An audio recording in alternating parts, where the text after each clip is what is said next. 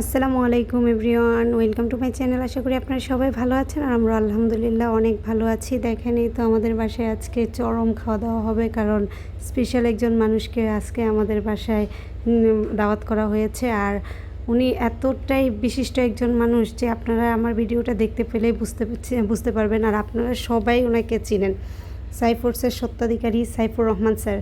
Sir এত ভালো মনের একজন মানুষ, আর ওনার সামনে সরাসরি ওনার সাথে দেখা হওয়াটা সত্যি অনেকেরই ভাগ্যের ব্যাপার। স্যার যেমন ইংলিশের প্রতি ওনার ডেডিকেশন, তার সাথে ওনার ধর্মীয় জ্ঞানটা অসাধারণ। স্যারের সব মানবিকতা সব কিছুই, স্যারের সামনাসামনি যদি দেখা না হতো তাহলে বুঝতেই পারতাম না যে উনি আসলে কত বড় মনের একজন মানুষ। তো স্যারের মুখ থেকেই শুনতে পারবেন ইংলিশের ভীতি দূর করার কিছু কথা। আর উনি আমাদের সবার সামনে আমাদের স্কুলে একটা ক্লাসও নিয়েছেন, তো সেটারই কিছু কিছু অংশ আমি আপনাদের সামনে তুলে ধরেছি। তো চলুন দেখতে থাকুন ভিডিওটি। আর স্যারের মুখ থেকেই শুনবেন যে কীভাবে মানুষ ইংলিশটাকে ভয় না পেয়ে কেমন করে বাংলার মতো সাবলীল ভাষায় ইংলিশটাকে শেখা যায় সেই টিপসগুলো। ভালো করে তারাও যাতে দেশে বিদেশে, যেমন ওই যে অনেকের ছাত্রদেরই বাবারা বিদেশে থাকে, হ্যাঁ, বাংলাদেশিরা যদি ইংলিশ বলতে পারতো, হ্যাঁ, তাহলে কিন্তু বিদেশেও দুবাই কাতারে বেশি ইনকাম করতে পারতো।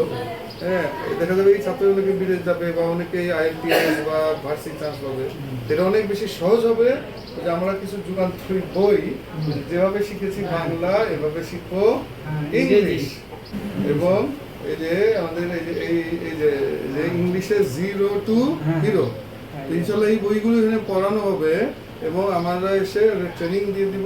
এটা নিয়ে কি আমাদের মূল সমস্যা কোথায় এটা আমি ধরাই দিব, তাহলে অনেক বেশি উপকার হবে তোমাদেরও, টিচারদেরও।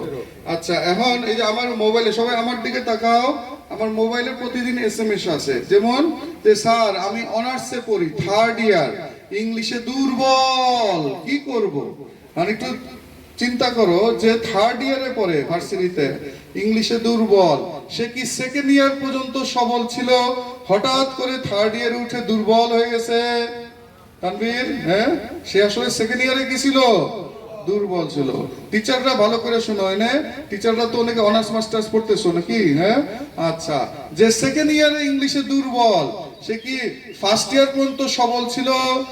আসলে সে 1st ইয়ারেও কি ছিল? দুর্বল। যে 1st ইয়ারে দুর্বল, সে কি কলেজ জীবন পর্যন্ত সবল ছিল? আসলে কলেজেও দুর্বল। যে কলেজ জীবনে দুর্বল, সে কি ম্যাট্রিক পর্যন্ত সবল ছিল ইংলিশে? তা না, সে ম্যাট্রিকে দুর্বল। এইভাবে নিচের দিকে যাইতে থাকলে বাঙালি জাতি ক্লাস 1 থেকেই দুর্বল। আর বাঙালি জাতি কেন আমরা ছোটকাল থেকে দুর্বল, এইটা কি জানি। ধরো ওই হাইওয়েতে গেলে অনেক বড় বড় ফ্যাক্টরি আছে না, এই বড় বড় ফ্যাক্টরিতে বাংলাদেশের বড় বড় কোম্পানিতে প্রায় 40,000, 40,000 ইন্ডিয়ান চাকরি করে, শ্রীলঙ্কানরা। তারা মাসে বেতন পায় 5 লাখ, 7 লাখ, 12 লাখ। কেন? ইংলিশ পারে। কেন? বাংলাদেশে অনার্স মাস্টার্স করে এই মুহূর্তে 40 লক্ষ বেকার। হ্যাঁ, বুঝানোটা। আর ইন্ডিয়ানরা এসে ইন্ডিয়ান ওই যে আমাদের যে এই যে তোমার যে বাবা বড় ভাই বিদেশে আছে, রেমিটেন্স পাঠায় না, কি পাঠায়? রেমিটেন্স টাকা পাঠায়।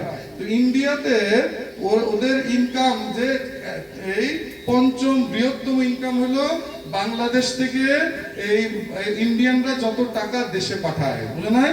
মাসে মাসে 5 লাখ, 10 লাখ, 12 লাখ। বুঝলে? এটা বড় উদ্দেশ্য, এটা তুমি ইংলিশে দক্ষ হওয়ার সঠিক পথটা, হ্যাঁ, করে যে সঠিক পথটা ধরাই দিচ্ছি, এই পথে আগাইলে তোমার রেজাল্টও ভালো হবে, তুমি ভবিষ্যৎ চাকরি জীবনে ক্যারিয়ারও আগাইতে পারবা। তাহলে আমি কি বললাম?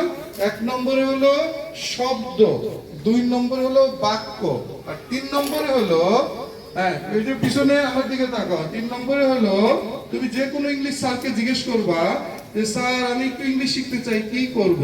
স্যারদের একটা কমন কথা, বেশি করে BBC শুনো, CNN দেখো, মুভি দেখো, গান শুনো। মানে আন্তর্জাতিক ওই যে পরামর্শ হলো ইংলিশ শিখতে হলে সিনেমা দেখতে হবে, গান শুনতে হবে। এটা শুনছো না? ইউটিউবে বলে, শুনছো তো? এটা বলে, কিন্তু এটা আসলে পুরো ভুল কথা। পুরো কি কথা? ভুল। কেন? বুঝাই দেই। আমাদের সমস্যা হলো আমরা পড়ে বুঝি না। আমাদের সমস্যা কি? আমি পড়ে, যে তোমাকে ধরলাম, তুমি পুরো অর্থ বুঝছো, হ্যাঁ, তাহলে এটা কি যদি গানের মধ্যে শুনতা, সিনেমায় শুনতা, বুঝতা? আমাদের সমস্যা হলো আমি পড়ে বুঝি না। যেটা পইরা বুঝি না এটা শুই না বুঝবো, এটা বানায় লিখতে পারবো, কিচ্ছু পারবো না। আমাদের পুরো জাতির সমস্যা হলো রিডিং এ। কিসের সমস্যা? Reading reading reading.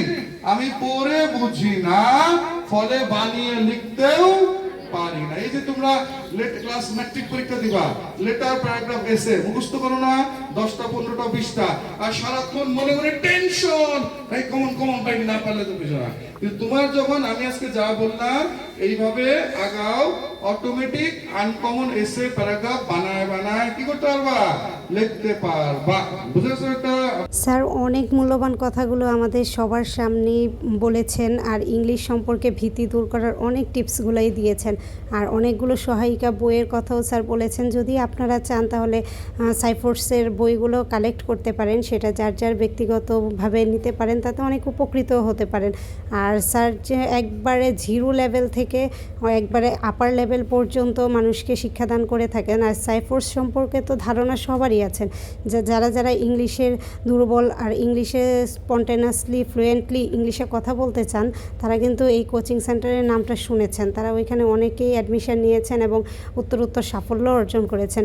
তো স্যারের কাছ থেকে যদি চান তাহলে এই বইগুলো আপনারা সহায়িকা হিসেবে নিতে পারেন। তো তার জন্য স্যারের তো ওয়েবসাইট পেজ আছেই, আর যারা যারা চিনেন তারা তো জানেন, তো ওইখান থেকে কালেক্ট করতে পারেন। আর স্যারের সাথে সরাসরি এভাবে দেখা হয়ে গিয়েছে, আর এটা আমার মনে হচ্ছে যে আমার জন্য একটা সৌভাগ্য। আর স্যার এত মূল্যবান কিছু কথা বলেছেন যেগুলো প্রত্যেকেরই জানা উচিত। আর প্রত্যেকে যদি এইভাবে ফলো করে তাহলে ইংলিশে আসলে ভয়টা থাকবে না বললেই চলে। আর ইংলিশটা যদি হয় বাংলার মতো, স্যারের একটাই কথা যে তাহলে আর কেন ভয় থাকবে। আর বাংলা তো আমাদের মাতৃভাষা, তো মাতৃভাষাতে তো কারো ভয় থাকারই কথা না। তো এই তো স্যার অনেক কথা বলেছেন, আর সবার সাথে অনেক সুন্দর একটা 2 ঘন্টার মতো প্রায় উনি একটা লেকচার দিয়েছেন। তো অনেক কথাই এর মধ্যে ছিল।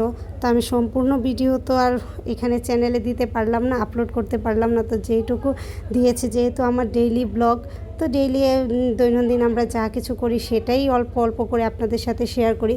তো তারই ধারাবাহিকতায়, আমি কোনো প্রমোশনাল চ্যানেল তো না, তার জন্য মানে শুধুমাত্র ওই ডেইলি ব্লগ হিসেবে অল্প একটু স্যারের বক্তৃতাটা তুলে ধরলাম।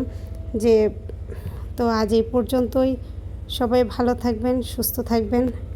আল্লাহ হাফেজ।